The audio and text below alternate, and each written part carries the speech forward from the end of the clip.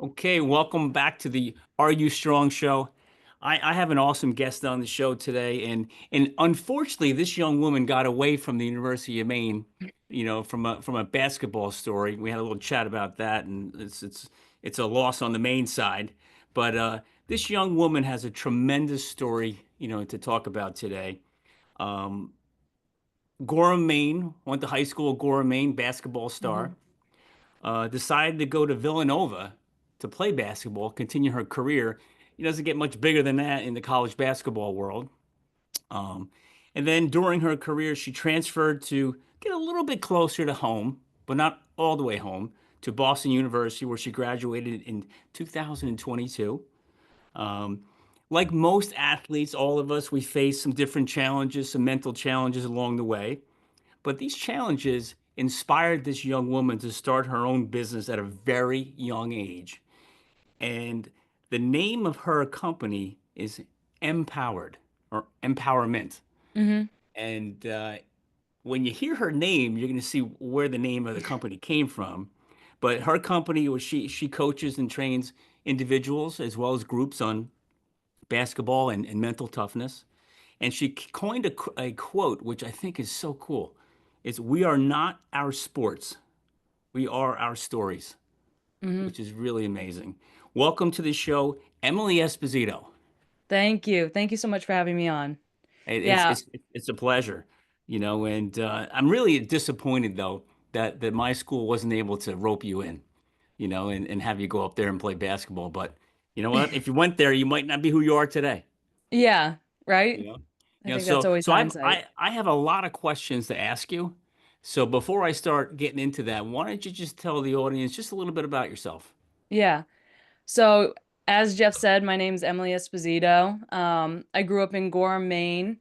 And I always start this when people ask about me is I have two older brothers. I think that gives a lot of context to who I am. My oldest brother is 8 years older than me. So everything in my life was trying to keep up with the two of them. And then my mom was an ICU nurse, still is, and my dad is a carpenter. Again, I think that's where I get some of my character from and a lot of what has shaped me. But yeah, sports were really my whole childhood. It's what we did, it's how my brothers and I bonded. It's what we did on Sunday afternoons, driveway basketball and have tournaments.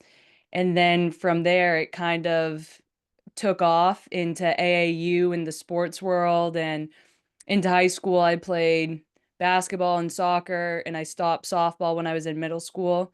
But again, those were all things that gave me confidence. So I stuck with those. And then, as Jeff said, I got recruited and ended up going to Villanova. Was there for 2 years and ended up transferring. But I mean, that's just a little bit of my background and kind of what makes me me and who makes me me. So, yeah. Good. Well, I have a lot of questions, and I'm going to bounce around a little bit if you don't mind. Yeah, that's I'm going to fine. talk about, going all the way back to high school. We're going to get into college. We're going to get into after college. We're going to get into your business. There's so many things to talk about. And but the first question I always ask the athletes who join the show is, when did you know you had the skill set and the ability to play at such a high level after high school? When did you realize, hey, I'm 8 years old, I'm eighth grade, or when did all, like, I can play at that big level? I don't really know. I think it just from such a young age, I had so like I think that was my biggest thing is I had so much fun playing these sports. Like I would pretend I don't know who I thought I was, but my favorite part was like putting my arms around my teammates and I was just saying random stuff to get them hyped up and we're gonna beat this team and da da da da. Like that was the camaraderie of like I Yeah. remember my youth soccer league, like the pictures we have of us with our arms around each other. That was the part that I loved. And I think I always embraced that. And I think where I knew I was a little bit different is I loved to hear like what my coaches had to say. I Mhm. really wanted the feedback. And I think that's because like to me that was my school. That's where I felt comfortable learning. And and I think it's what helped me develop as a person. Like I knew okay, academic wise, my brother is a genius and we always joke he's the brains of the family. But like for me to learn, it was always through movement or through sports. Like that's how I was going to get my life lessons. So as Mm, much as it's like we talk about skill wise, how do we know we were ready for the next level? I don't know if I knew that until maybe I was a freshman in high school. okay. And I got my first offer going into freshman year.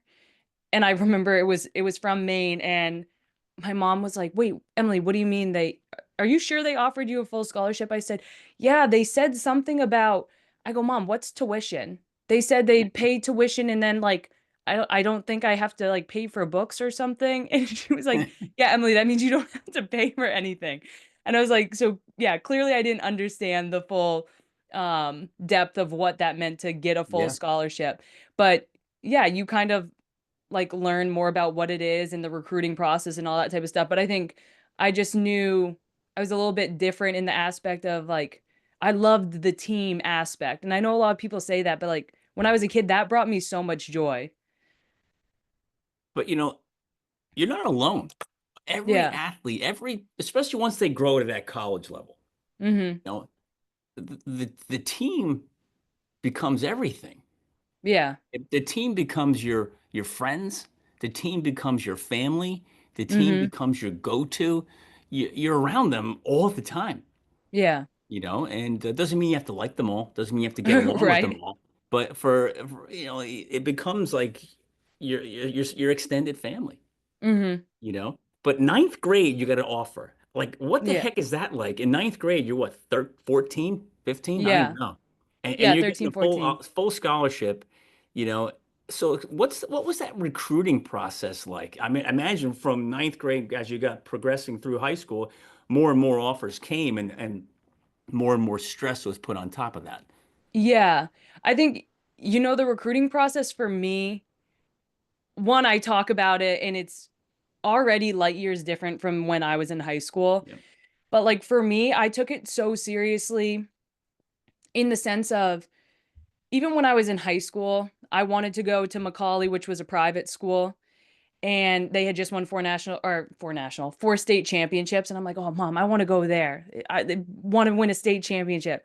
And I remember my mom being like, that's awesome, Emily. But if you really want to win a state championship, you can just win one for home at Gorham. Yeah. And it was that my mom's from the Midwest in a small town. And so for her, loyalty is everything. So this idea of like, no, you can do this with your hometown friends. You can do this. Like, wouldn't that be cool to do it with your best friends that you've grown Yeah. up playing with since you were in third grade? And so that carried on in my head into the recruiting process. Like, I didn't go into it ever thinking transferring was an option. Yeah. And it seems so interesting because I did it 2 years in. But I really did. I wanted to pick what felt right, and it wasn't just basketball based. Like it's so funny. My parents, every home visit I had, I don't think they asked any basketball questions.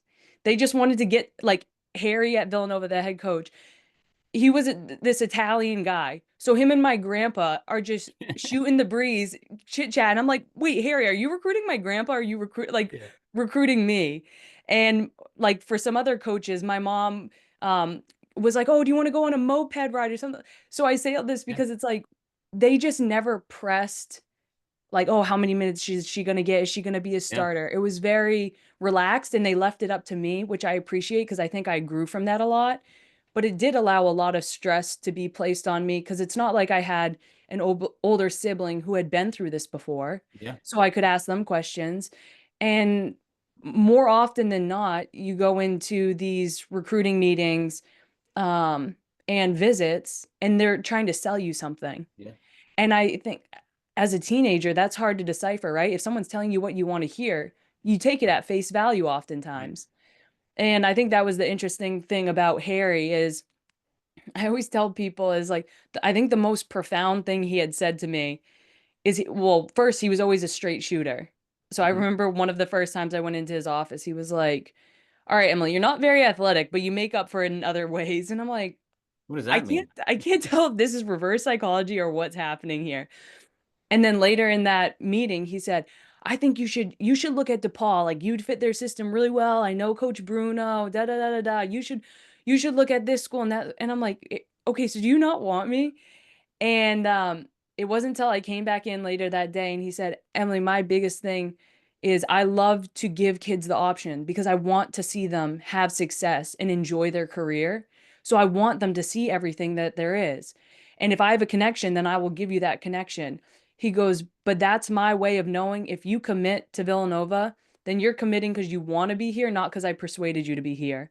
And he Mhm. was one of the few coaches where I'm like, wow, that's incredible. And Yeah. he only, I mean, he was there for 42 years and only had, I think, 3 kids transfer. I could be wrong in that, but it was a very small number. Yeah. But I don't know, the recruiting process I think is drastically different. But for someone like me who's an overthinker, right, and wants to get something right, like there was no one who told me that there's no right place for you in terms of there's just a better fit. There's no Yeah. perfect place, I should say, Right. for you.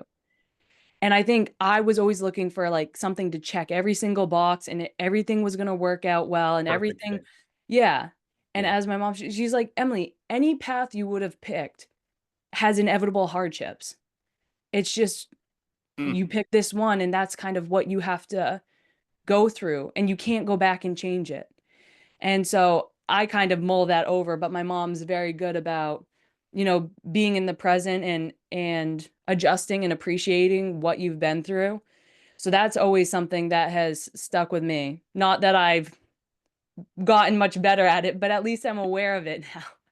But it wasn't that long ago, Yeah, you know? that's a So, good point too. so how about this one? There's probably young girls and guys that are Mhm. listening to this right, maybe not right this second, but will be, and they're ninth grade, 10th grade, and they're like, I gotta make a decision. How the heck did she do it? How did she make this decision if her parents were kind of leaving it up to her? How the heck did you do it? Like, what was the Yeah. deciding factor if you say, I'm going there? Yeah.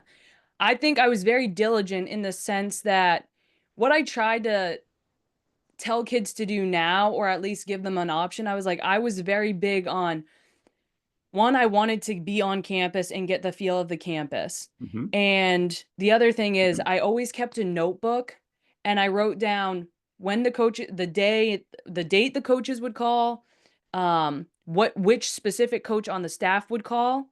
Because one of the things you can do then is you jot down the key points, which is great because then when another coach calls, are they adding up? And Mm, that's more of like a protective thing. So even from the start, like, oh, and is this consistent with what they've been saying? You know what I mean? Are they wow. tweaking? Where How am many I like in the recruiting process? how many young kids ever think to do that? Who did somebody recommend that to you? No, but I think it's just the overthinker in me. Like I was someone who I went in and Mrs. Nelson helped me. She's like, make a pros and cons list. And that was too generic for me because I was like, okay, I was like, I feel like everything can balance out. You can find just as many cons as you can find pros. I'm like, it's the red car theory, right? Like what you look for, you'll Yeah. find. And Yeah. so I was like, no, I have to do like the people who are talking to me and how I feel with the team. So everything, I always kept a notebook of the schools that called, and then you can tell how frequently they call. And what do they talk about? Do they just talk about basketball or are they really interested in you? And so you kind of can see the trajectory of those conversations and how they pan out. And then sometimes you just get a gut feeling of like, okay, maybe this isn't the spot for me, or Yeah. I don't really feel a connection with this coach. Um, or this coach just left and that was my only connection to that place. So I think that helped me a lot. But I will say it's tough. Like I know I've had friends whose parents are very involved in the recruiting process and almost like their agent, for lack of a Yeah. better term. And so sometimes even my mom will be like, "Should I have done more?" And I'm like, "No, mom, you were great because I'm pretty sure you're the reason I got some scholarship offers just because you were so fun, carefree, and Yeah. like you genuinely cared about these coaches as people. Like they didn't come up to our house and feel like they were trying to recruit a kid. I think they just felt like they were having a home cooked meal. And that's Yeah. all my mom wanted. So we play that balancing game, but I think for me it wasn't necessarily the basketball aspect. It was more the emotional connections. Like, am Right. I gonna feel like I'm taken care of? Am I gonna feel like I'm part of the family? Yeah. Um, and I think being on campus with Villanova and the redshirting process was went back and forth, went both ways. I'm like, oh, this is great. Like I'll have a year under my belt that I can just practice and get all this stuff down because Harry's offense was hard to learn for me personally. Um, but at the same time, I'm like, okay, but I don't get to play my first year.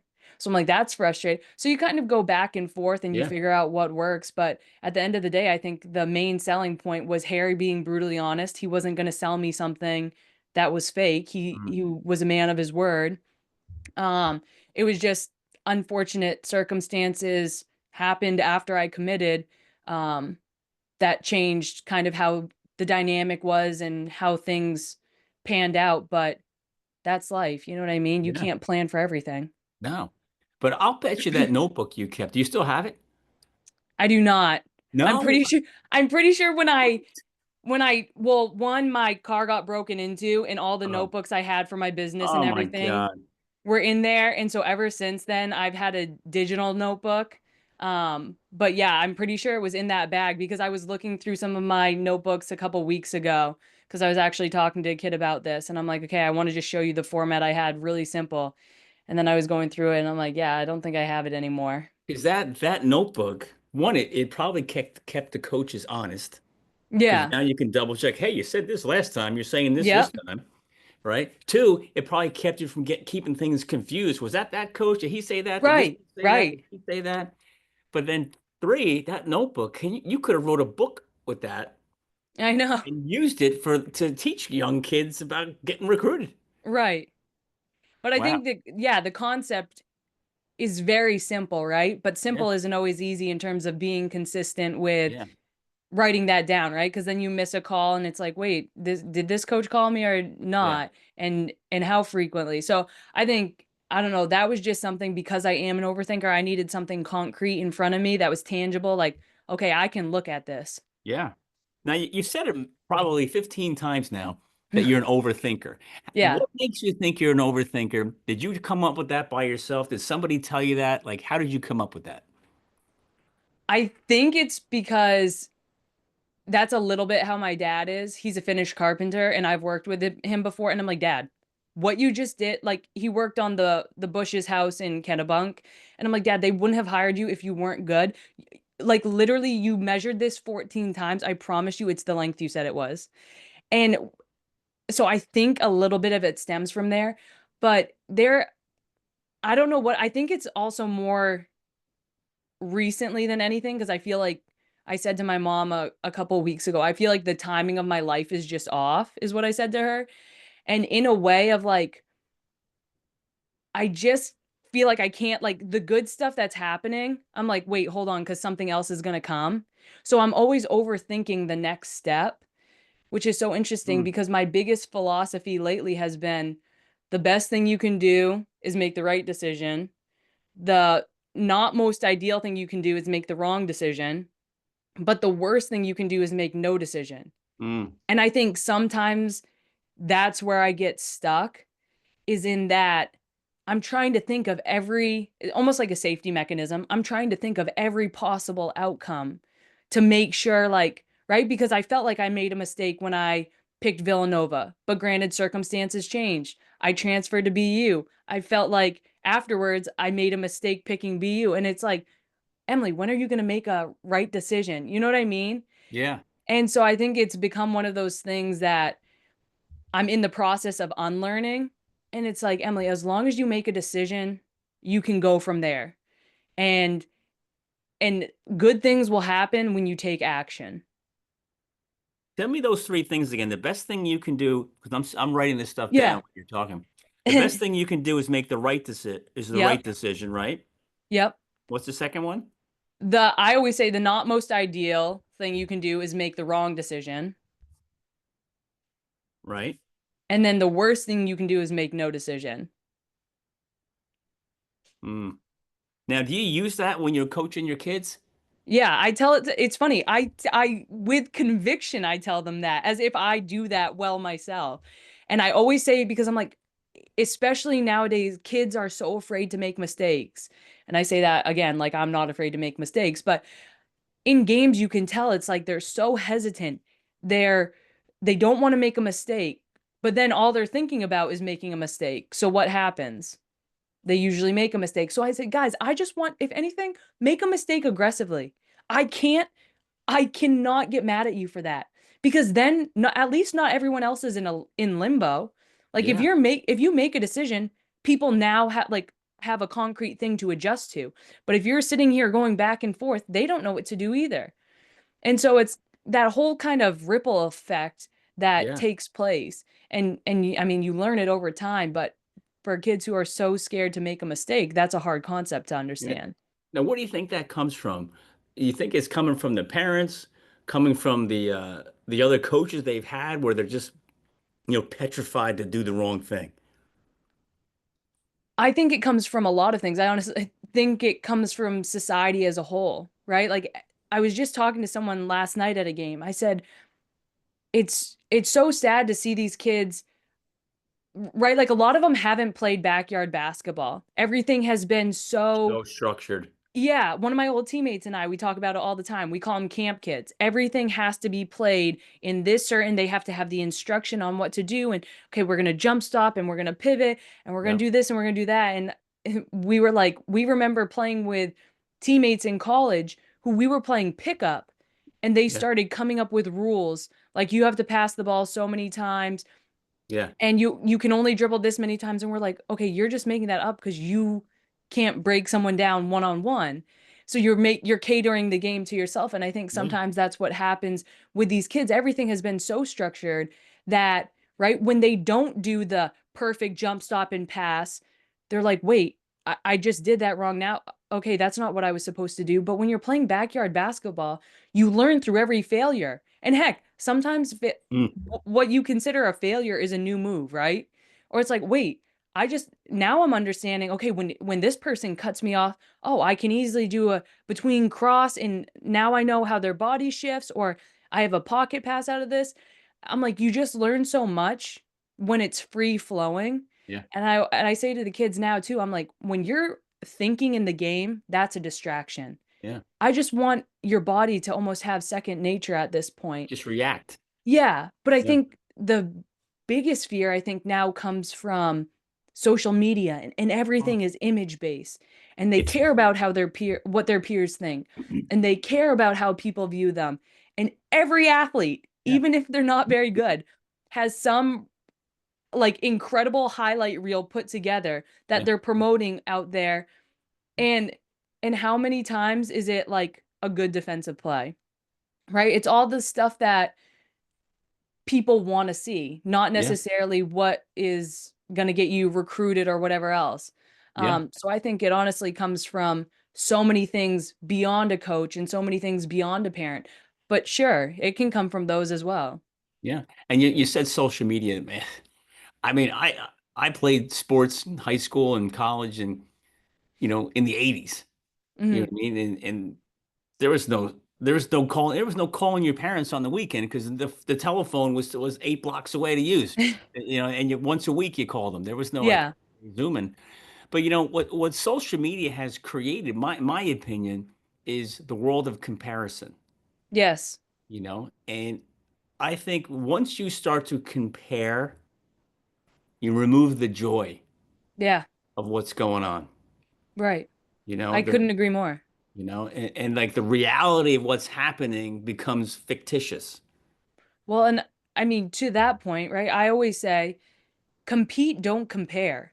Yeah. When you compare, Mm. you're already assuming you lost in some way.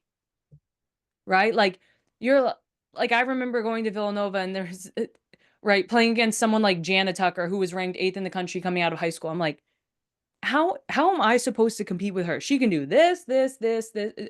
Like her defense is incredible. And then I immediately knew I took myself out of the game. I mentally Yeah. checked out. I Yep. I allowed her to win before I even stepped on the court, Yeah. as opposed to being like, wow, she like I can give her credit, right? Like, wow, she's really good at all these things. Yeah. Okay, but now this is my opportunity. This is awesome. She showed up and I showed up. Now it's Yeah. time to compete, It's go right? time. And then Yeah. and then you learn from there. And it's a perfect opportunity. You're playing against someone better than you or who you feel like has a lot more skill, right? So many kids I know now they're like, "Oh, I don't want to guard her or I don't want to play against her." I go, "Why? Do you know how much you could learn? That's Yeah. such an opportunity." But all they see is other people watching them in that vulnerable moment. And that's what they don't like, is that Yeah. vulnerability. Wow. It's so true. So let me ask you this question. From a college basketball scenario, Villanova, BU, was there any one or two memorable moments that you said, man, this is a great experience?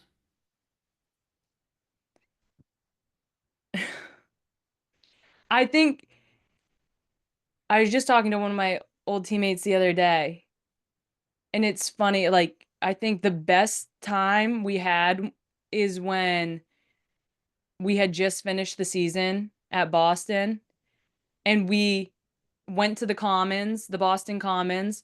We went to the park. We went down, we took the blue bikes to the Prudential Center. Like, we talked about that as if that was the highlight of our career.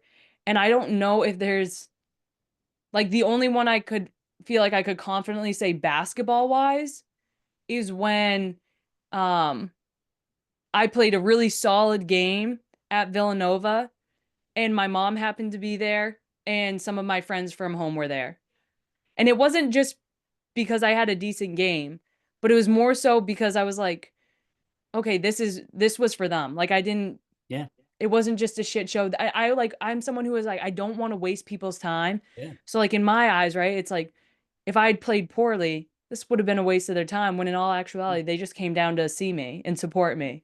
Well, plus, that's a great point. I'm glad you brought that up. And just by the way, the answer doesn't have to be basketball. It could just be Yeah. the college world. But that what you just said there, and this is what I think happens to a lot of college athletes who your road to college athletics is paved by your parents.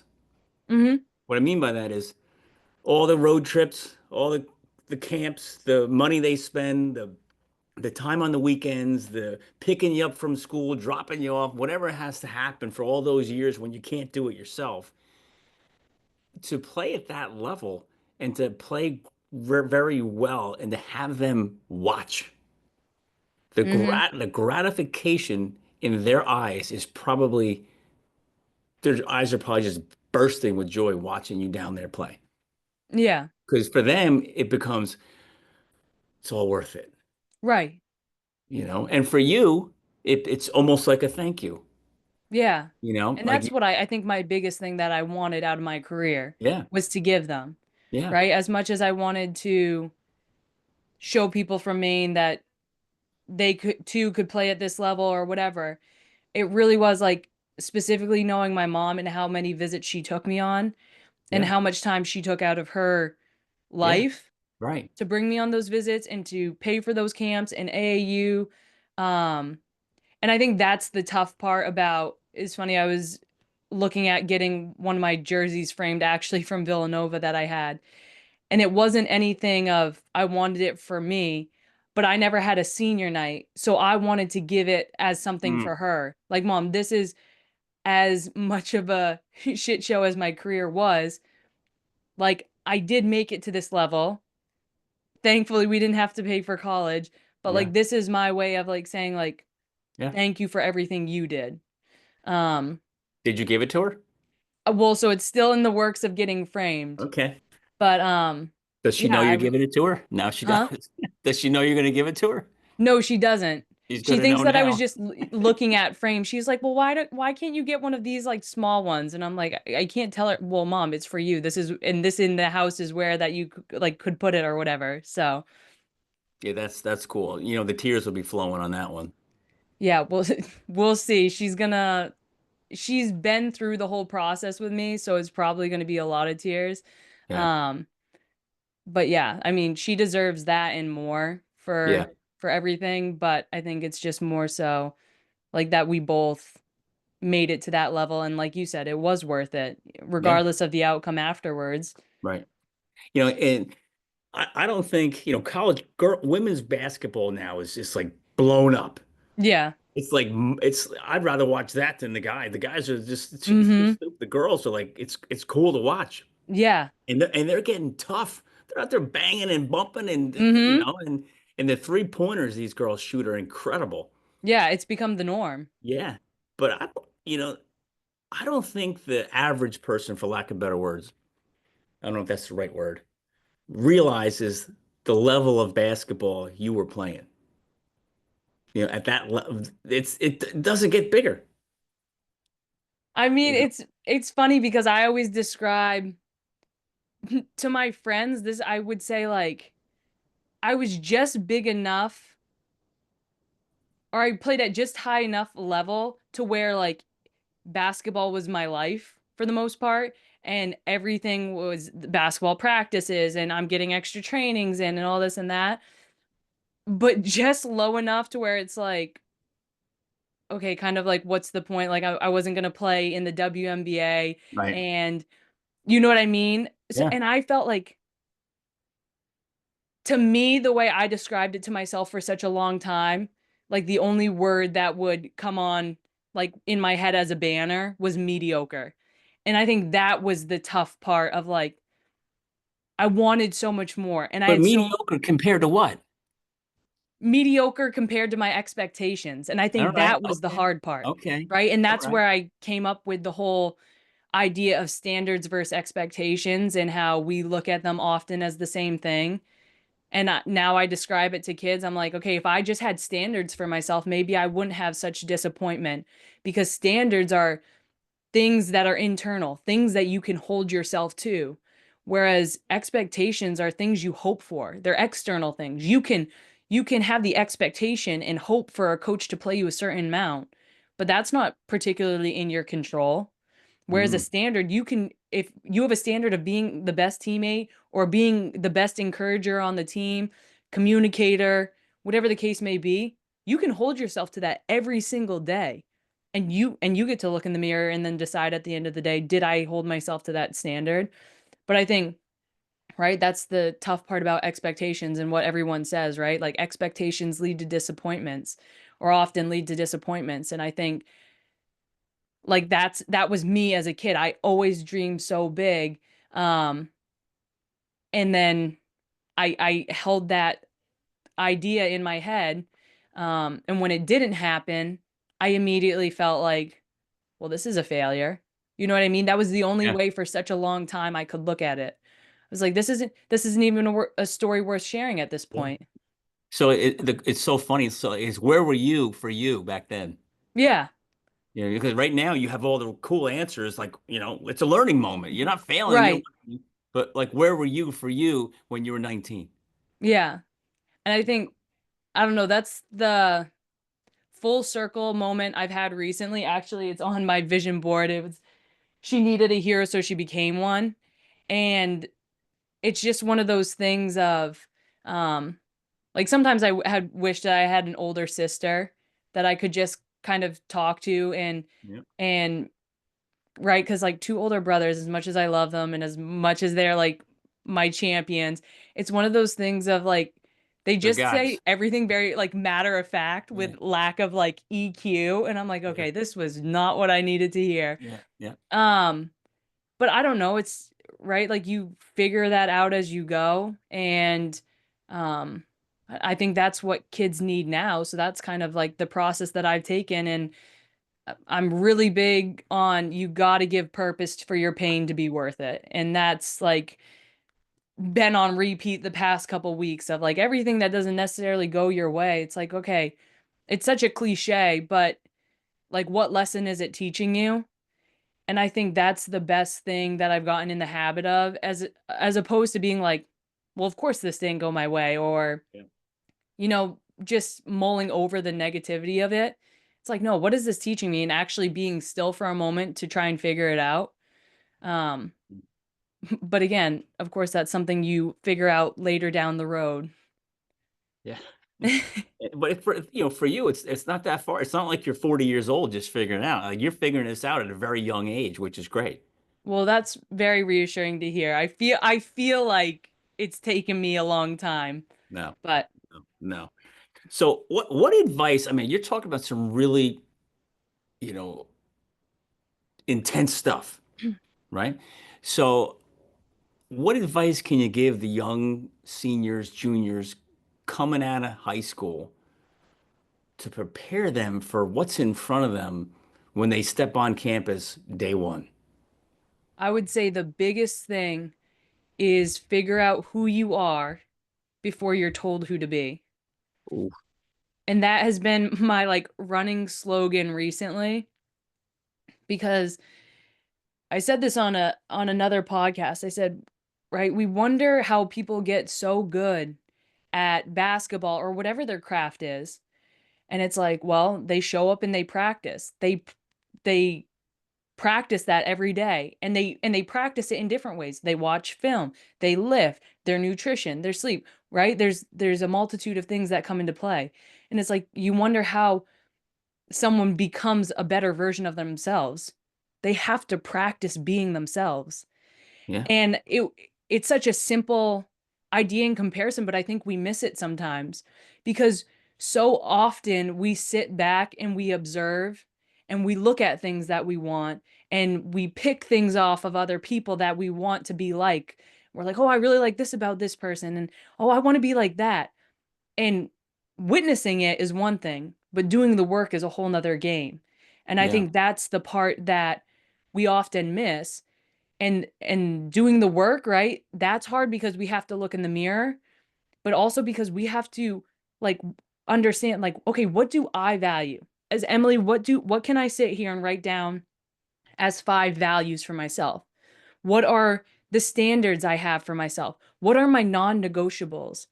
And I've done some of these exercises with kids, and it's funny because half the time they'll be like, "Wait, can you give me an example?" And I'm like, "Sure." So I give them some of mine. And next thing you know, I'm like, all they're right, does taking anyone yours. want what? They start taking yours. Yes. Yeah. Right. Or right. I'm like, all right, I'll give you guys plenty of time. If you have questions, let me know. And I'll look over and some of them are like looking at their friend sheet and like, oh, what do you do? And I'm like, that's my point right there. Right. We are so afraid to sit with ourselves and become friends with ourselves and have a relationship with ourselves that the easiest thing to do is look at who or what is next to you and pick that up and like, okay, well what does this person value, or what does my best friend think about this? Does she think it's cool? Right. Mhm. And it comes back to a podcast I was on. They were asking the question of like, what's your favorite ice cream? Right, something so simple, no right or wrong answer. And she was like, huh, I don't even know. But she knew her best friend's, like, if you were to ask her best friend's like favorite color or ice cream, she could answer it right away. And I was like, that is the perfect example of so often, like, we just sit back and we observe everything going on in front of us, but we rarely take inventory of ourselves.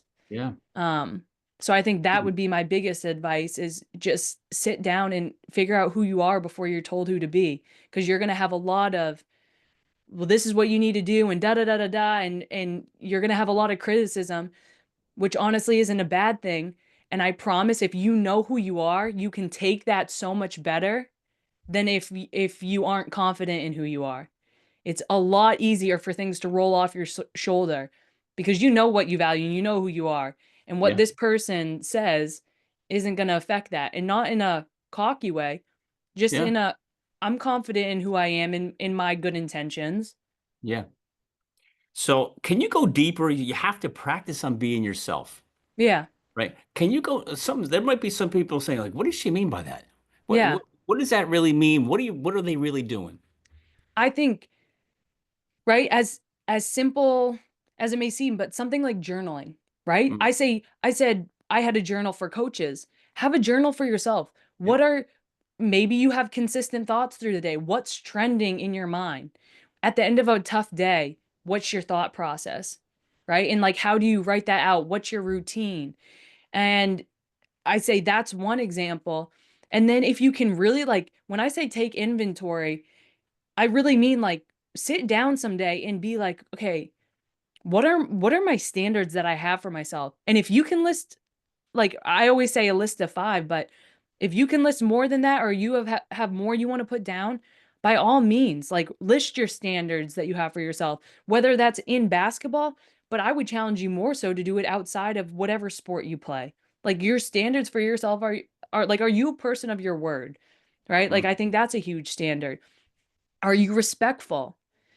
Owned and earned respect. Um, do you work hard and not just at the things you like, but the things you don't like? You know what I mean? I think there are so many things that can fall under that umbrella. And then figuring out what you value in life and prioritizing that accordingly. Um, but I want to say, like, one of the main things too is if you can spend time with yourself, whether that's going on, like, I try and go on a 2 mile walk every day. And there are times where it's like, oh, I want to listen to a certain podcast and I'll do that. But there are other times where I force myself, I'm like, I'm not bringing any headphones, I'm not bringing my phone. I really just, right? It's like almost those shower thoughts that you have, Yeah. right? Because Yeah. you can't be on your phone. So it's that a time where you're forced to be quiet. But sometimes, like for me, my mind just goes and it thinks of all these different things or these projects I want to do, or maybe about something I heard earlier that day that I liked or that I didn't like. And I'm someone who, like, I can act as someone else and have a conversation about that thing. And, like, my mom is so great at playing devil's advocate, so I Yeah. think I've learned to do that in my head, so I have to try and argue my points, and as, like, crazy as that sounds, I'm like, you really do start to figure yourself out, but, right, like, how do you get close with a friend? You hang out with them a decent amount, you start to learn who they are. Yeah. You gotta be comfortable going and doing things by yourself. Well, how do you fall asleep if you keep talking to yourself all night? Well, that's exactly why I just listened to a podcast. If you journal, just word Yep. vomit anything that comes to your mind Yep. for 10 to 15 minutes, you will fall asleep 50% faster than normal. You just get all your thoughts out. But So how usually many I do it journals do when you I'm have? walking. Hmm? How many journals do you have? Like, have you gone through four, five, six, 10 of them? Yeah, I probably have, yeah, 6 of them. Do you keep them, or do you, when you're done, you chuck them? There's a couple I've kept, and some of them I'm someone who, like, if I'm like I really didn't like that time period, or I don't want to see what's in that. A couple of them I threw in the bonfire. All right. Well, it's a good way to move on too. Yeah, And for to me close at out least, that that's how chapter, I view throw in it. the bonfire. See you later. Done. Yeah, yep. You know, that's good. Yeah. So, all right, let's throw you back in college now. Let's Hmm. go to that world, and it doesn't. It could be Villanova, BU, doesn't matter. What significant setbacks did you face? I know you had a couple of bumps in the road along the way, but Yeah. what stood out the most? Like, man, this was a tough one.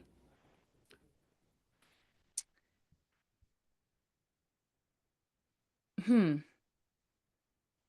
I felt like every year was a different adjusting process. And I think maybe it was my 2 years at Villanova to my first year at BU, right? My first year at Villanova, I'm adjusting to inevitable changes of being in college, being away from home. Now you're on a team where everyone's as good as you, if not better, and you're figuring out your place and you're not playing. And now you're having to go to classes at a college level at a strong university. And at that point, I had to go to one of our academic advisors. I'm like, listen, I don't know what it is. Like, I can't get my test done in time. I'm like struggling to understand these concepts. I'm going to my study all hours. And so I ended up getting tested and they were like, hey, you have ADHD.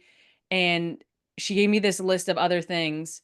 And all it said was like a list down the right hand column. And it was like, not sufficient, not sufficient, not sufficient. Hmm. And I took that. I'm like, I'm not even, my self worth was like dropping immensely. So I'm like, okay, I'm not going to go to the second page. I I threw that out. Of course, she emailed me the copy after that. Um, but I say that because, like, for me to learn a play in practice was also difficult. So not only did it affect me in the classroom, but it affected my ability on the court to a certain extent. So I would always ask to go over plays extra times. And, like, we would have a couple of teammates who would be like, Emily, we literally just went over this 3 times. How don't you get it? But for me to understand it, like, I'm someone who I had to see it and I also had to do it. Yep. And that part was really difficult because you feel so inadequate when you've always been praised for being such a good athlete, and that's all that I projected to people, right? Like I only projected that I was like, I'm just an athlete, this is who I am. And they're like, oh, you're Emily the basketball player. I'm like, yep, that's me. But I never, right, like I never told Yeah. them all the things that I struggled with, and that's where you're going to connect with people. But so freshman year was hard because of that, and then going into my sophomore year at Villanova, um, a lot of dynamics had changed, and my head coach's health wasn't doing as well.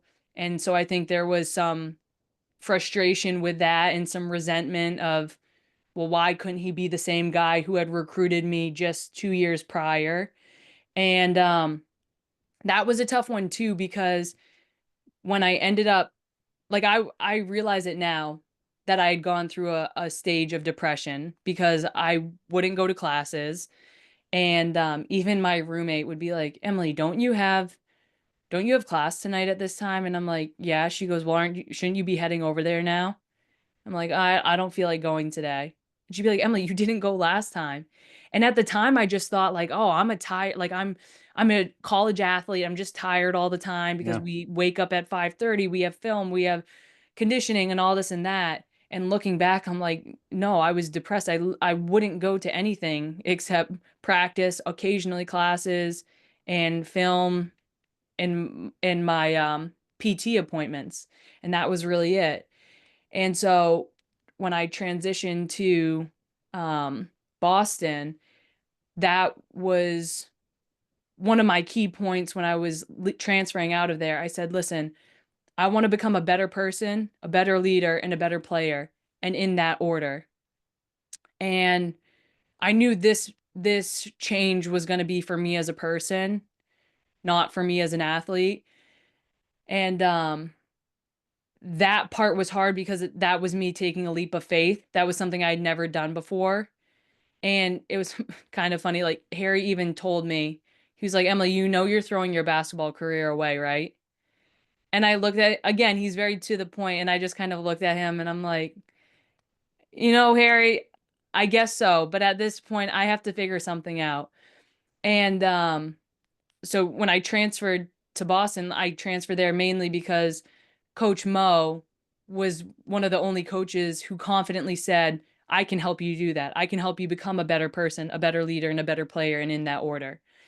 And so for me, that was very reassuring.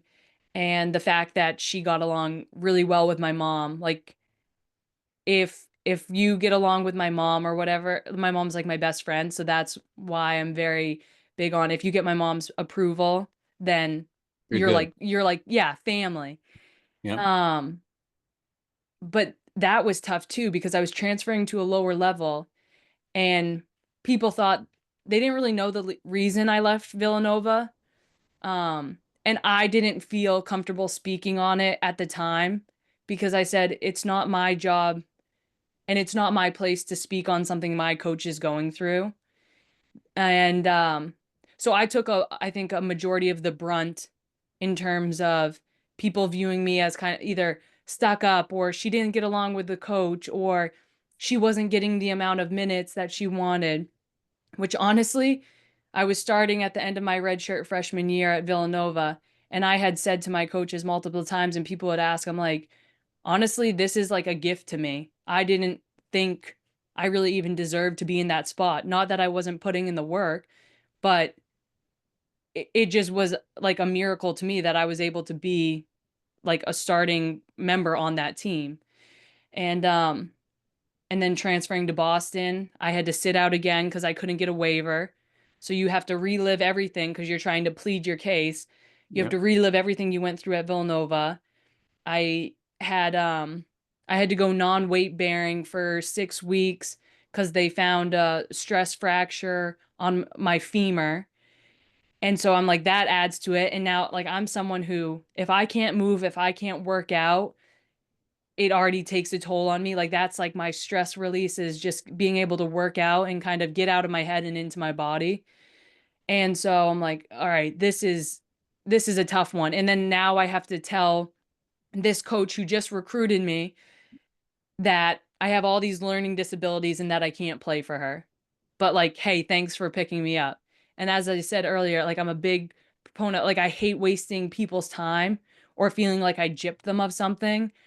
And in that moment, I was like, wait, she just went through all of this to allow me to be part of her program. And honestly, that staff and that team, and here I am injured, and they're having to worry about me trying to get a waiver that's not working, and they're taking time out of their day to do all this. Um, and I like that was the first time that week when it all kind of happened at once that I had my first panic attack. And I'm like, God, please just don't let me go back to what it was when I was at Villanova. Like, please just let me grow from this opportunity. Um, and I would say those were like the three main points that were the hardest for me to adjust to physically and mentally. Pretty intense, you know. So you hit the campus at BU. How well did the team receive you? Were you like, were they excited that, hey, I got this young girl from Villanova coming over here? I think they were excited not because of me, but because of the welcoming group they are or they were. Um, it honestly was a really good group of girls, and that's another reason why I chose to go there is because it really did it like had that family feel, and Coach Mo really felt like a player's coach. And I mean KB and DB, they were the assistant coaches at the time. They felt the same way. Um, and I don't know, they were great. They reached out to me, they checked in on me when I needed things, but I was still in this spot of I didn't want to be a burden to other people. So I wasn't going to fully tell you everything that was going on. I Yeah, was just going to say like, "Oh, yeah, I'd joke and I'd be like, "Oh, it was a rough day getting down campus." When in all actuality, like I'd have a rough morning and just spend time by myself because I didn't want to like right my misery doesn't like company as much as people are like, oh, misery, I was like, yeah. I just want to get away. I don't want to be a burden to anyone. I just want to like feel this and try and figure it out on my own. um where I've learned recently that that's not the way to go It's about not the it. way to do it. Yeah. Wow. So were there resources for you there at BU to help handle that stuff? Yes. I mean, one, Coach Mo was really good. Like she sat down with me, and when like our academic person or um Aaron was his name, he came in and he was the one who told our compliance guy. He was the one who came in and said, like, you didn't get the waiver. And I was just like stabbed to the heart because not like I redshirted 1 year, so I didn't play, and then I did play, and now I'm not playing again. I'm like, all right, this feels like it's going nowhere. And I remember everything that was the day kind of everything happened at once, and I just started crying. And it was in front of Coach Mo. And at first I'm like, this is so embarrassing. And then she just put her arm around me and like pulled me in, and I was like, okay, this like it doesn't have to like it's not embarrassing. It's a frustrating moment, An and it's emotion. yeah, and it's okay to feel it, right? Like and there is emotion in sport and there's emotion in life. And a majority of the time like we just try to mask it. And so I think that was I don't know, one of the key points that I really felt like seen and heard. But the other thing was um she was very open about like her life and things that she had gone through, and she encouraged me. She's like, "Emily, why don't you just try therapy? You don't have to stick with it, but why don't you just try it?" And at first I was like, Coach Mo, like going to some random person and telling them all my problems. And she's like, all right, well, when you put it that way, but she's like, but that's why you have to like build a relationship with them, da da da da. Da. And she said it in a very manageable way for me to kind of understand it. And at the point, like, I was like, okay, I can't do a ton of physical activity. I have to find a different outlet. And so I ended up going to therapy. And the first lady I went to, we did not click. But I ended up connecting with a different one, and it was this older gentleman, and we hit it off. And we're able to figure it out. But the reason the lady and I kind of didn't work out, she said, I came in there and she goes, well, what's going on? And I told her some of the things. And she was like, well, why don't you just take a semester? It seems like you're going through a lot. Why don't you just take a semester off? And I'm like, I'm a college athlete. I don't feel like you're here. Like, this is not just Yeah. like you take off, We like don't take off. they're paying for my school. Like, Yeah. I don't know how this works in your world, but this doesn't work in mine. And so I don't know, it felt like we were so drastically had different visions. Um, it's okay, I got to figure out a different avenue. And so then I found this other guy and he was great and he kept it very simple for me. Um, and I went to him for, I think, the rest of that year. Um, but there are absolutely resources. But one of the things that I really want to point out is that Coach Mo didn't just tell me, hey, go to behavioral health, right? Like, that feels very disingenuous. Like, if I'm to just randomly say that to a kid, but because, right, like athletes now, and I say this because I've been on both sides of the coaching realm. Like, I've been a player in college and I've been a graduate assistant, and I've seen how good coaches have done, and I've Yeah. seen what not so great coaches have done. They don't need you to fix a problem necessarily. These athletes, right? Like, the whole thing of they just want to be heard. Yeah. The thing that I came out with was I say this to my mom all the time, and I've said it to coaches now. I said, not every problem or not every situation is a problem to be solved. Sometimes it's just something Mm. to be like to be managed.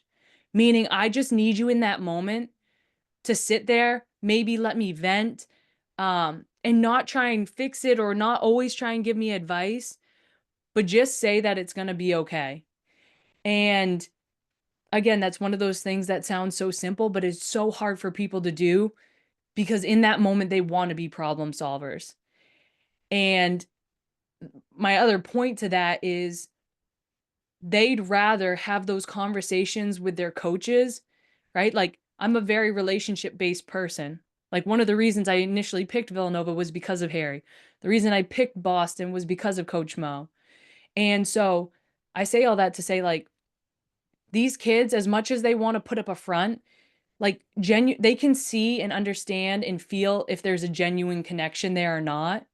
And a lot of these kids, if they're picking their school because of coaches, they want you almost to be their first line of defense. Yeah. And that doesn't mean that you have to be a medical professional or a mental health specialist. You just have to be you and be empathetic and be able to embrace them.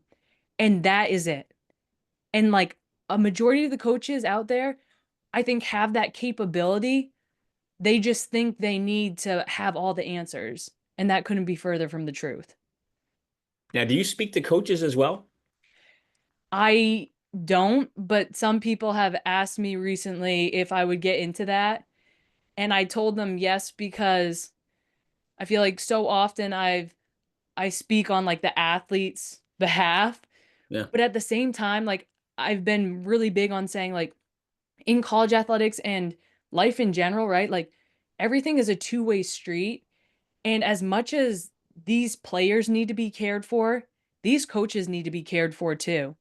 Yeah. And I'll never forget the moment, especially like Coach Mo, she was 9 years at UConn, right? I looked at her like had this superstar aura. And I can't remember what happened, which is probably the point that it was nothing big at all. And I was saying something to my mom, and she goes, Emily, I know that you look at Coach Mo in this way and that she is this superstar and that she has it all figured out. And she is. She's a great person. But that's what you have to understand. She is not just Coach Mo. She is a person too. So the It's a close grace friend. you want from her, you need to give it to her too. And Do when you my see your mom mother said saying that that, to you? when my mom said that to me, I'm like, Wow. that was the moment where I'm like, Mom, I called so that you could support me. But it was the perfect point she made. Yeah. It was very Yeah. much like, you're so right. We oftentimes just want to think of how everything affects us, and not at all how it affects the coach or the staff or the program. Um, and I think that's honestly credit to my mom for giving me a better perspective there. Mm. But yeah, these coaches, they don't have it easy.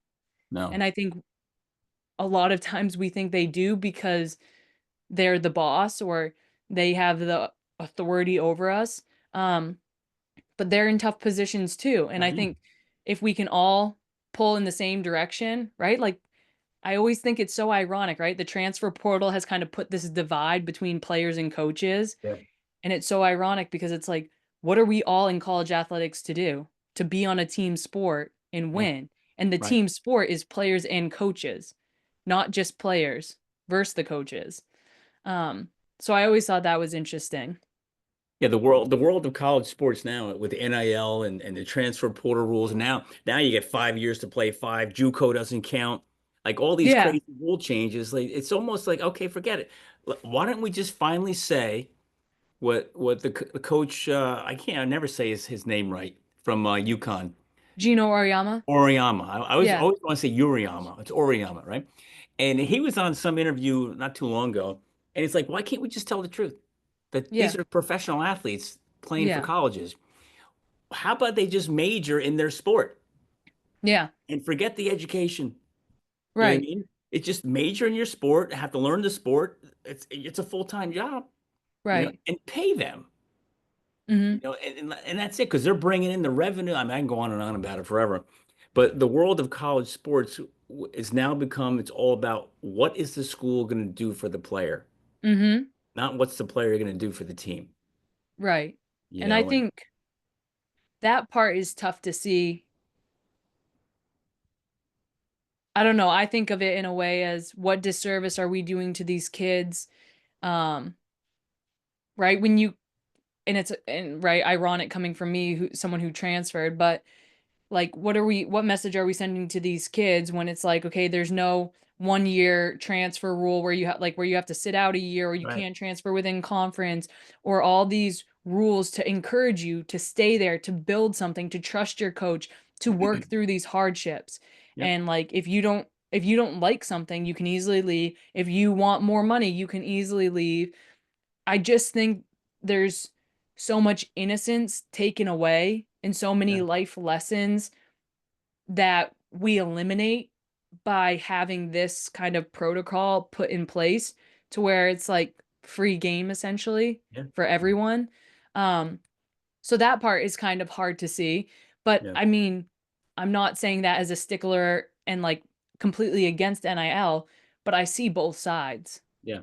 Oh yeah. There's two sides, and I think what's going to start to happen, in my own opinion, is they're going to start to pay these coaches retention bonuses to retain their athletes. To Hmm. get these kids to stay. Yeah. And because right now there's nothing to do to keep them to keep them, yeah, Right. outside of paying them. But there's got to be a way. Hey, you know what, coach? You're losing too many kids every year. You can't have these kids come in and one and done all the time. You got Yeah. to keep kids at least 3 years. If you do, we'll pay you X amount of money. That just might change the way they coach. You know, Yeah. I don't know. It's crazy, Yeah. crazy stuff. So I want to get into what you're doing for a living. Okay. Because that's some really really cool stuff, and I put together a whole slew of questions. But my first just question to you: what inspired that business? Where did it come from? I know to me it's obvious where you got the name from, but why Yeah. don't you explain where that how that came together and what your business is all about? Yeah. So initially I created it actually when I was still in college. Empowerment came from my name. I'm like, okay, what do I like to do? And it was kind of funny because it was a word that was thrown around like empowerment this, empowerment that, and we want to empower these people. And it was kind of a word at the time that was thrown around a lot. But then I was like, but I really do like in terms of uplifting people, encouraging people, showing them their gifts, that's what I really enjoy doing. And so I just had right, you have to come up with a name to kind of brand it. Yeah, And then it initially just started out as a communications project. And it was you had to write a couple blogs and turn it in on Wix. And so I did that and then I kind of had a fun time. I was like trying to, okay, like, wait, you can make a website out of this. So I was kind of working around with that. And then before I turned it in, I handed it to one of my teammates and I'm like, hey, like, can you just check this for grammar? I don't worry about anything else, just the grammar part of it. And she handed it back and she's like, wait, Emily, this is really good. Like, I think this could open a lot of people's eyes. And I think it would honestly just encourage people. And I'm like, okay, well, I just told you to just check the grammar, not read any, or not like actually read it.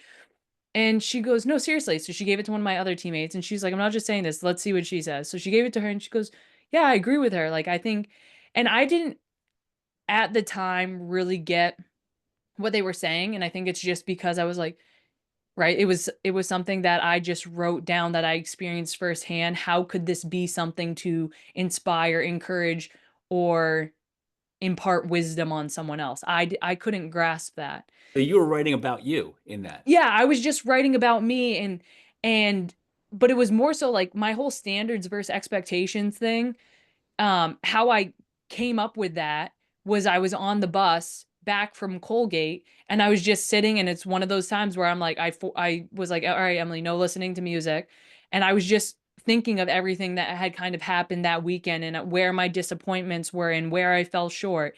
And and then I kind of came up with, well, that we always like interchange standards and expectations, right? Like, you got to have standards and expectations. It's like, wait, no, those aren't the same things.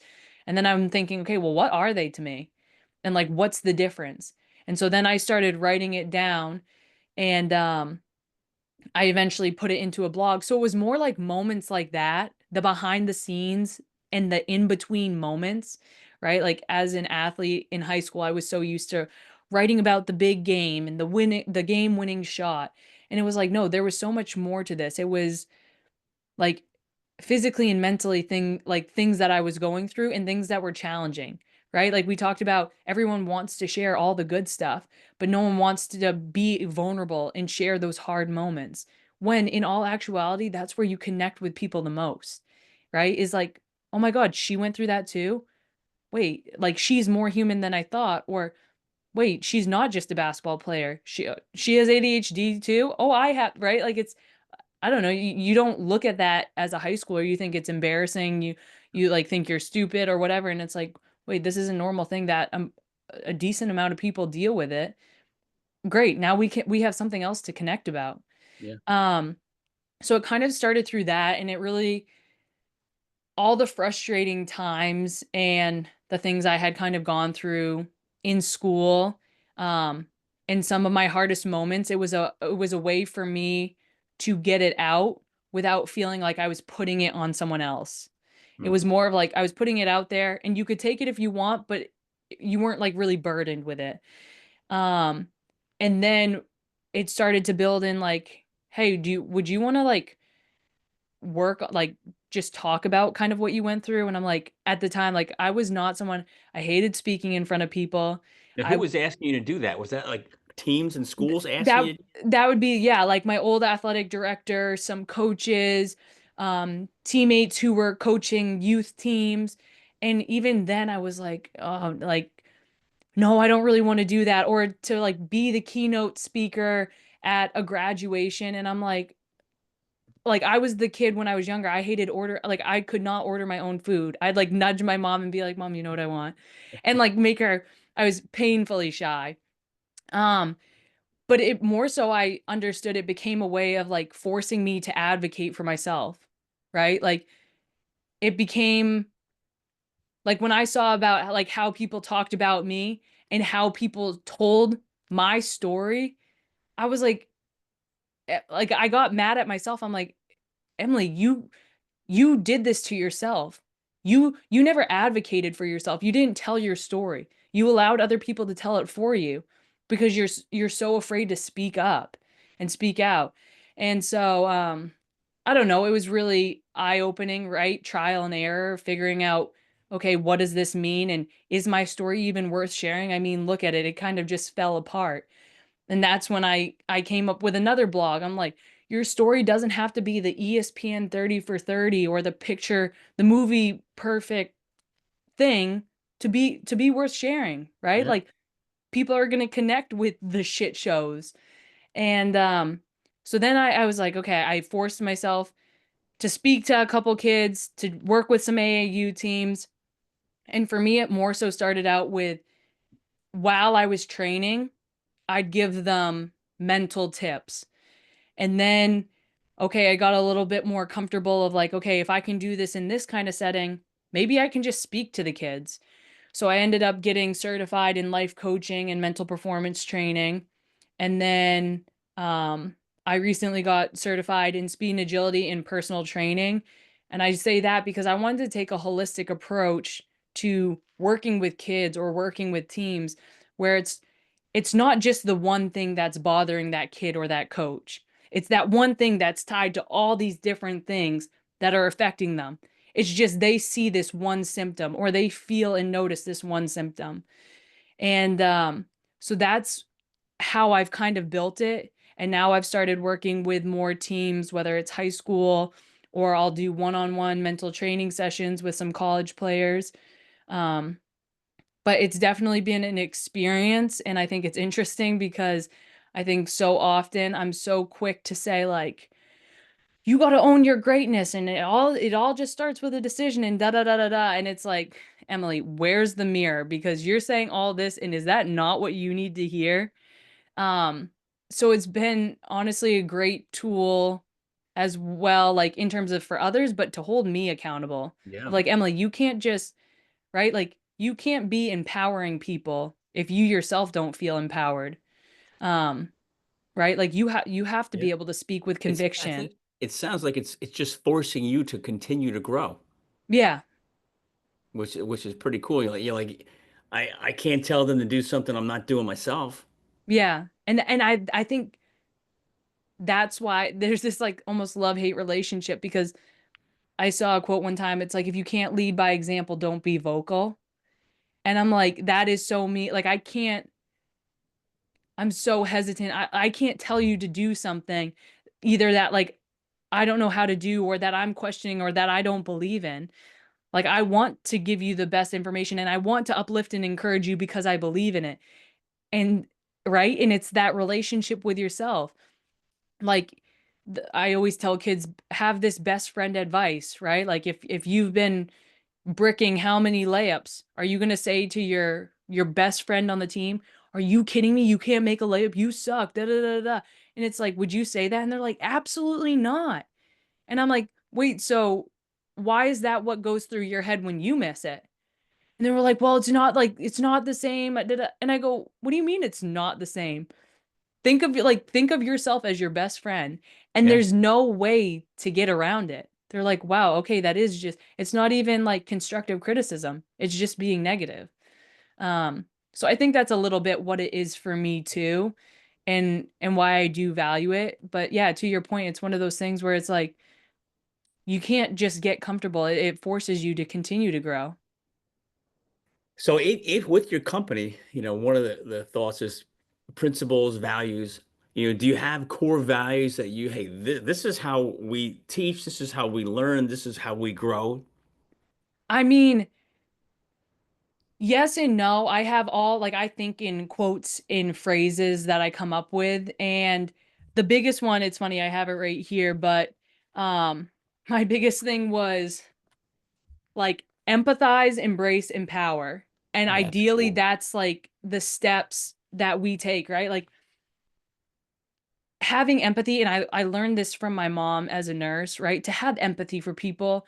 And what does that look like? It's not just like judging them and feeling bad for them, but no, like really, like they might be in a tough situation or something, they're going through something. Can you empathize with them and like really try to see from their perspective where they're hurting, and just be with it. And like maybe if they need a friend, be that friend to sit with them in it. Again, you don't have to have the answers. And when you can empathize with someone, it is much much easier.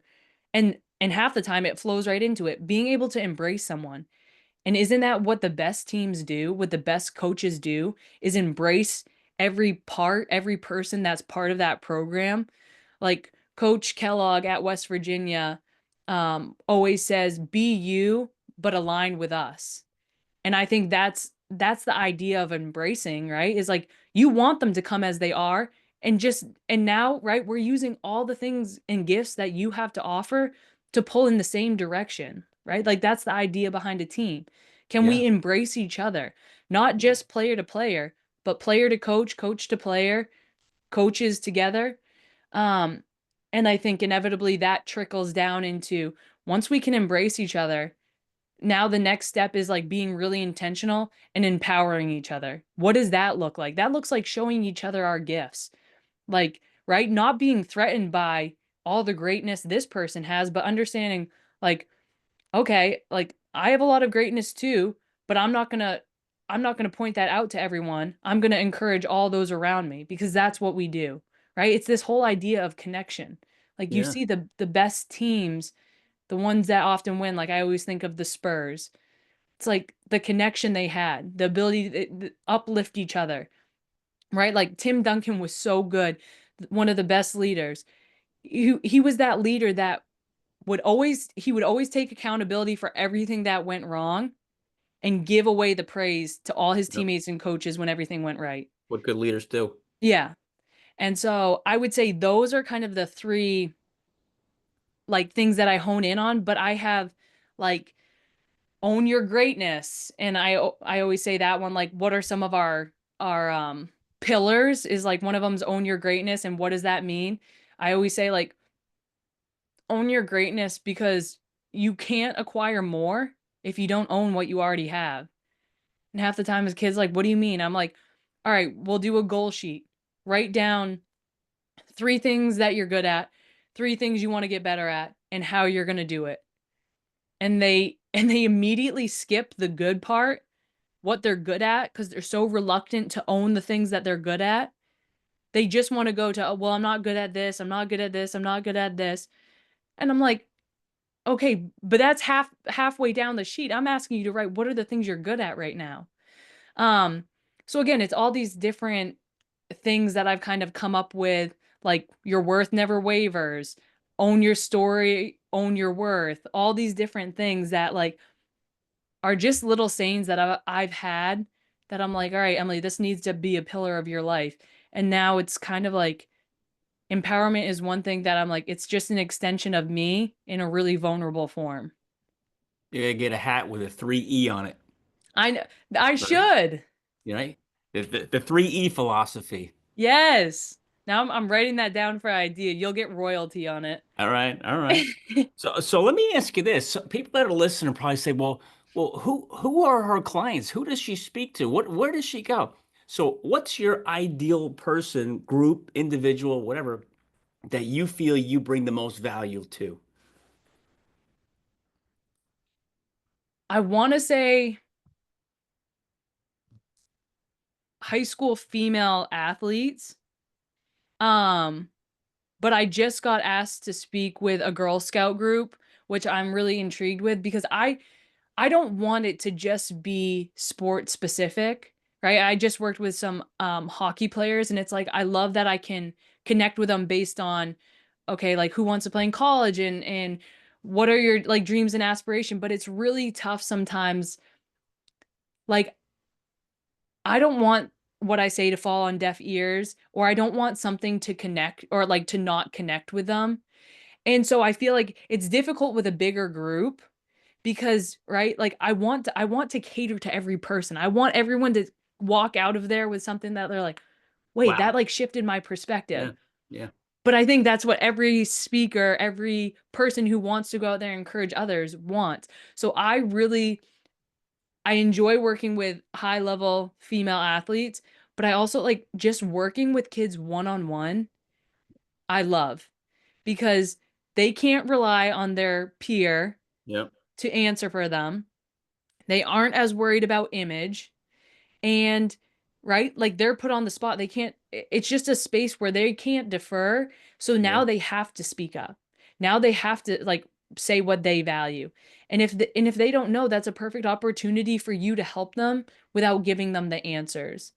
Um, so I really do enjoy the one-on-one because I think it's a perfect opportunity to get, all right, this kid, I can cater to them and what they need and what they want, while allowing them to figure out some of this stuff out on their own. But I also like the team camaraderie part. So I don't know. I guess I don't have a clear specific. Um, but I'm still in the stage of figuring out like Yeah. what kids need, right? Like for me, I just found out a couple weeks ago, like the sixth graders that I was working with, right? They're not at that point yet where they're worried about image. So they're goofy, they're fun, they Yeah. all want to raise their hand. But the Yeah. moment I get to the freshmen in high school and I ask a question and it's like, no, guys, this isn't a trick question. The answer is right in front of you. Like I actually just wrote it on the board. And half of them are like looking around, waiting for someone else to raise their hand. I'm like, guys, this Yeah. is the opportunity. Like, step up and be the first, right? Be the leader, take action, and then the others will Well, follow. yeah. But that's the Yeah. hardest part. So where do you think you're bringing the most value? And maybe, this is not a good question, but is it on the athletic side or the mental side? I think right now, I would say the mental side. I like to take like if I do a one-on-one with a kid, we have a mental training session. Like we'll go through some things, but I also like, right? Like I use athletics as the driving vehicle. So I'll use it like I'll do this one drill where I got it from the NBA Combine. They shoot 4 shots, both elbows, both baselines, and then you throw it down the court. And usually, of course, in the NBA, they're all going down dunking. For the high school girls, I'm like, I just need you to make a layup. Yeah. And I was doing this with one of the girls who plays in college, and she came down. She The goal as a competitor, obviously, you're like, oh, I want to make all 5, especially if this is what I'm ending on, if this is the drill I'm ending on. So we set it up, and she would always hit the first 3 and then miss the 4th one and make the layup. So she'd only miss that one. And she swore it was that side. She's like, I think it's just that side. I'm like, all right, totally fine. Let's just switch. You'll finish on this baseline. Did the same thing. She was always missing that 4th one. And I'm like, so we did it like 5 times. She was getting really frustrated. I stopped her for a second. I'm like, okay, what are you telling yourself on that last shot? Because clearly it's not the spot. We've decided that. It's not Probably the going, spot. don't miss, don't miss, don't miss. Yes. And that's exactly, she was like, well, I've just made these first 3. So now I'm telling myself, like, right, this is like, I don't want to miss. So I'm just like, all right, don't miss. And I'm like, okay, I see where you're coming from. But like Simon Sinek says it all the time, you can't think in the negative, meaning like if you say, don't think of a pink elephant, someone just thought of a pink elephant, right? So when you're saying don't miss, don't miss, don't miss, all you're thinking about is missing. Right. And I said, that's why I always, right? You can only have one thought in your head at a time. So that's why I always said, like, when I was in high school, I was very decisive. Like, I had a word. Even if it didn't feel right, like the shot didn't come out, my hand didn't feel right, everything, I would always say money. On a free throw, money, because it occupies your brain. Then you can't think negatively, right? And so I'm like, all right, I just need you to come up with a word, right? Because right now we're thinking too much. So now we're distracting ourselves. It's like, think of one concise word, something either that like encourages you, like for me, money, cash, I don't know, something that has a positive connotation for you. And so she came up with her word. First time we did it, she had missed a couple of the first 2 shots. So it was like, okay, this works out perfectly because she didn't miss that one. And then she did it afterwards and she made all 5 of them. And I'm like, okay, don't lie to me. But did you say your word? She goes, yeah, I actually said it on every single one. And like now I wasn't thinking about the last shot I took. I was thinking about the one I was about to take. Because every time I shot, I said my word. And I'm like, and that's how it should be. Keep it simple. Keep it, right? Like, I think that's one of the things Gino always says at Kiss. Keep it simple, Yep. stupid. And I don't know, like figuring out things like that and being able to put it together just using athletics. I'm like, that can work for stuff in your life too, right? Yeah. Um, so I don't know. I think it's still very much a work in progress. I said to someone the other day, I was like, it's funny.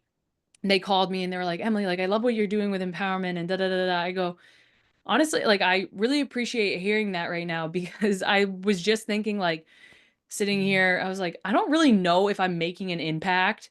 And so I like had thought about just like, all right, why not just delete the account and whatever and I can kind of move on. And she was like, no, like things take time. And I'm like, that's also what I needed to hear because this is exactly what I preach to these kids. And like, it's not going to happen overnight. You just have to believe and it's consistent work. And if you keep holding yourself to those standards, right? Like, Yeah, it's yeah, not guaranteed that it's going to happen. But if you don't hold yourself to those standards, it's guaranteed it's not going to happen.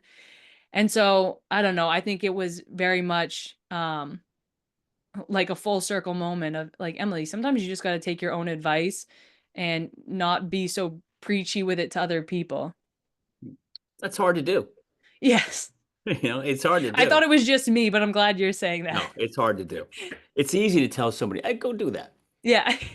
So speaking of challenges, what kind of challenges are you facing now as a business owner trying to grow and develop your career?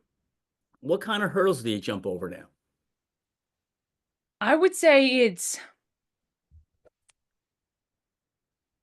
for me the logistics sides of like the bank statements and setting up an account for like a nonprofit or like an LLC and all that stuff was really intimidating for me initially. And now I've had some like parents who have guided me in the right direction and been a great support system to help me. But I think in terms of the actual work itself is like still believing and having confidence that I have a story worth sharing, right? Like the further I get away from college, I'm like, is it still relevant to these kids? Like, will they still find um a life lesson or purpose in it? Or am I just kind of like up here just talking to talk? And I don't know. I think I go through seasons of that where like some days are better than others and I'm like, "Wait, I think I just hit the jackpot. I know what this age group and this group of kids needs to hear." Um and then sometimes it feels like I strike out and the pulse is gone. Um but I don't know. I think it's being willing to get up and bat every time. Yeah, I think that's the tough part, right? Is like it's not I don't know, missing a game winner at this point seems insignificant to going up to in front of a crowd of people and like either flopping on what you said or messing up your words or whatever the case may be. Now it's like, wait, why was I ever nervous to take that shot? Like yeah, this is just a new kind of nervous. Um, which is good. Again, it's like what holds me accountable, what allows me to grow. yeah. And it's very much like a constant mirror in my face. But you keep raising your own bar, and you keep setting a new floor. Yeah. And every time you get to a new level of accomplishment, you look back on what you were struggling with. That's not that hard anymore. And you just Mhm. you just keep growing. Yeah. Now, do you travel outside of Maine or is it just all locally you do all your stuff? Yeah, this has mainly been all locally.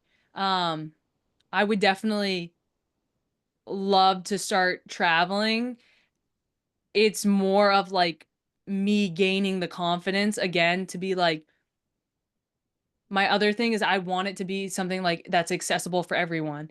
And I remember her saying to actually one of our old team doctors, I'm like, I just wish that like I could do this and not have to charge anyone anything. And she's like, Emily, but like that's kind of like how a business works. Like, unfortunately, like you have like if you want to Yeah, get this out to more people, you do have to charge yeah, so that you can continue to do this work.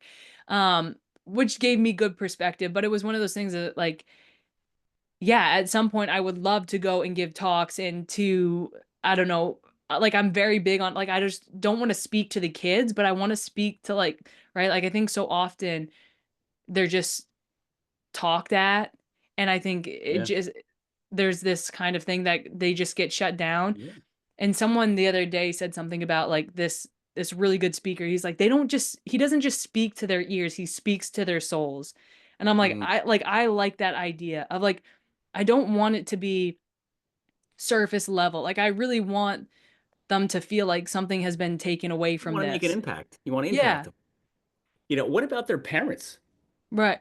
Well, I and mean, I think speaking that's to the them. other thing too, is I think now more than ever, um, there's a disconnect between kids and their parents because they're not going to their parents first for questions a lot of the times. They're going to their phones and asking Google.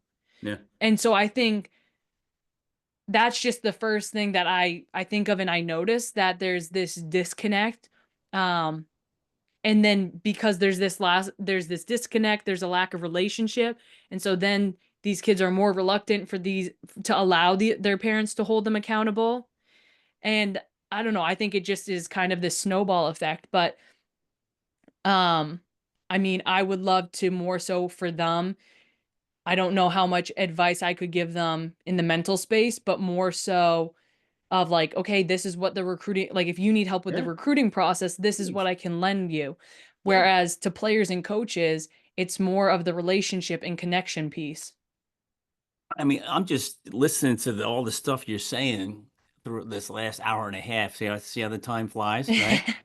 And you have the kids, the recruiting process on the kids side.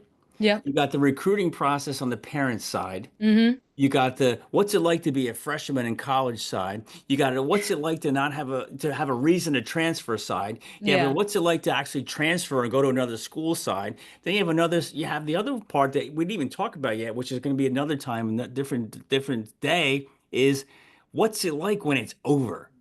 Yeah. When you're not putting those sneakers on anymore. It's like it's Mm-hmm. over.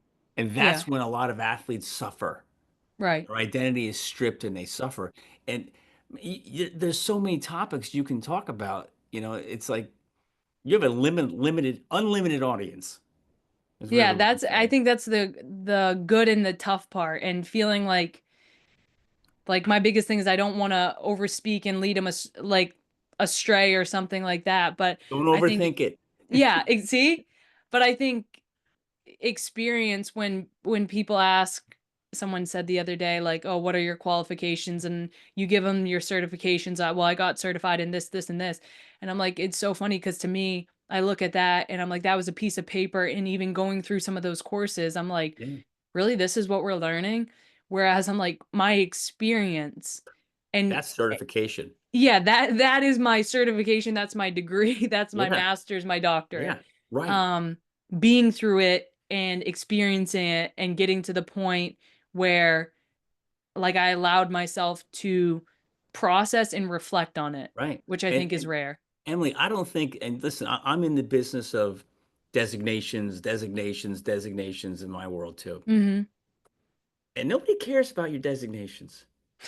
They don't care about your certifications. They Mhm. care about your experience. What have Yeah. you done? Have you walked in their shoes? Have you accomplished what you're telling them to accomplish? Are you leading by example? Do you have the core values?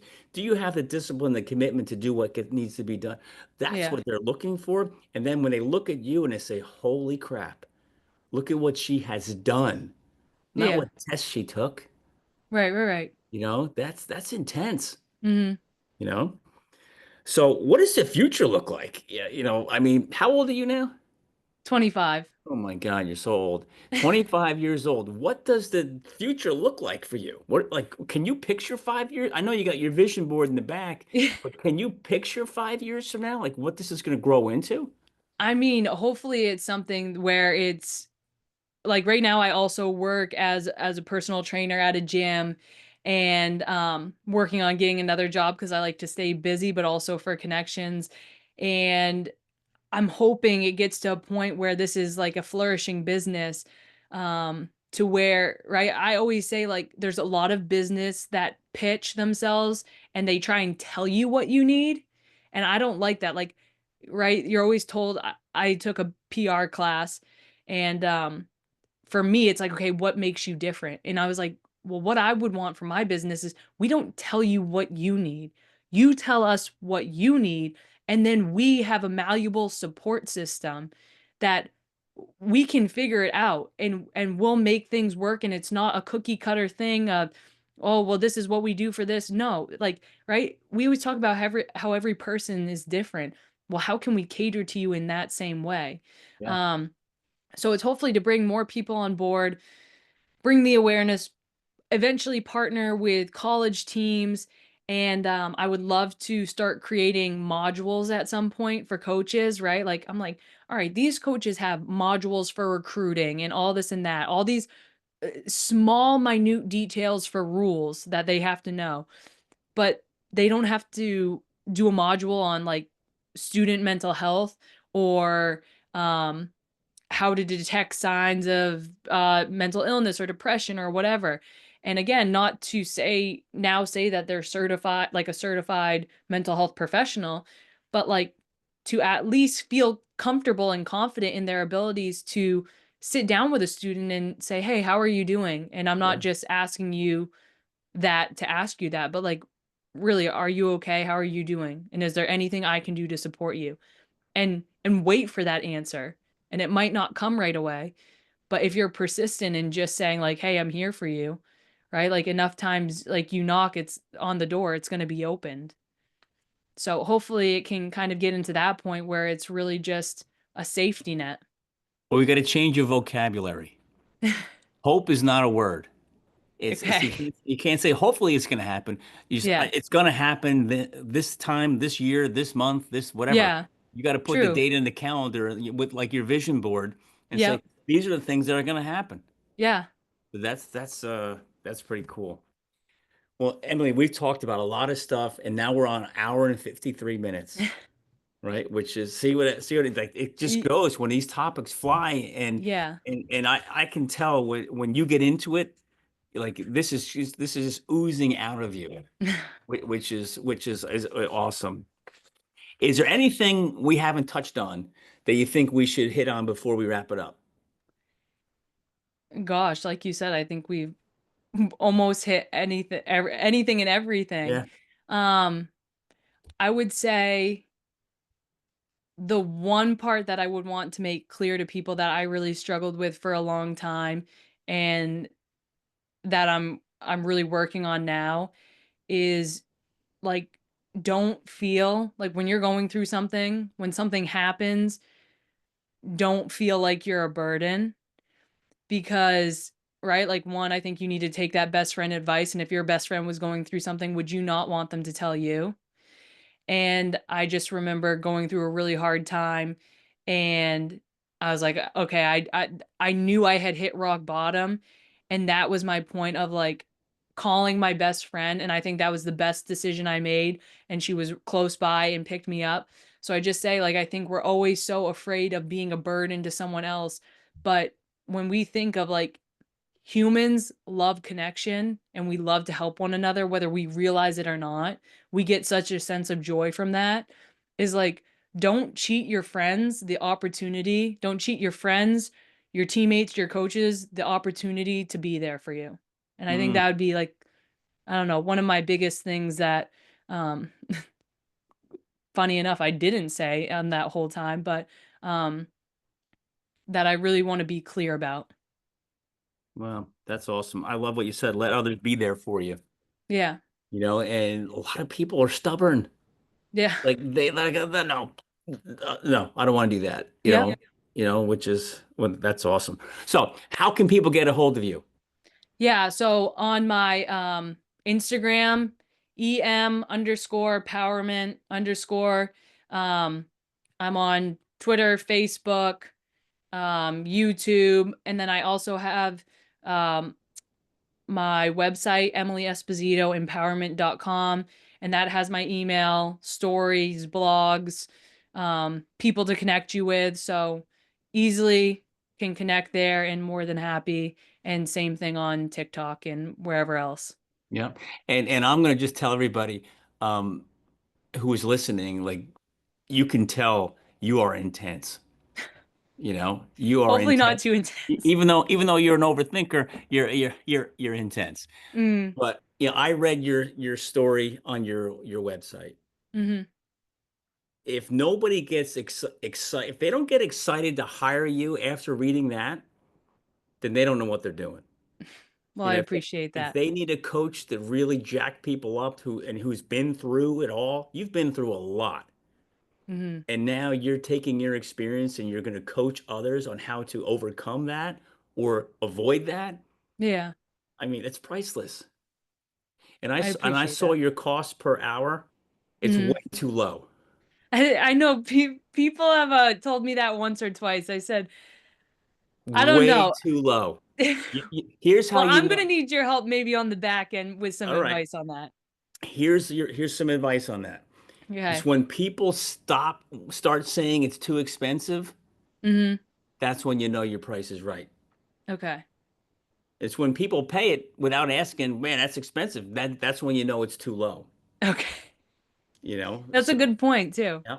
So I won't tell anybody what it is. Let them go on and look. Let them go to your Okay. website and check it out. But for that price, the whole world should be hiring you right now, Mm. you Well, know? thank you. So Emily, this has been great. Thank you for being on the show. I really appreciate you taking the time out of your life, to share your story, with those that are out there. And I know for those that are listening, especially the young athletes coming up, this is a story they need to hear.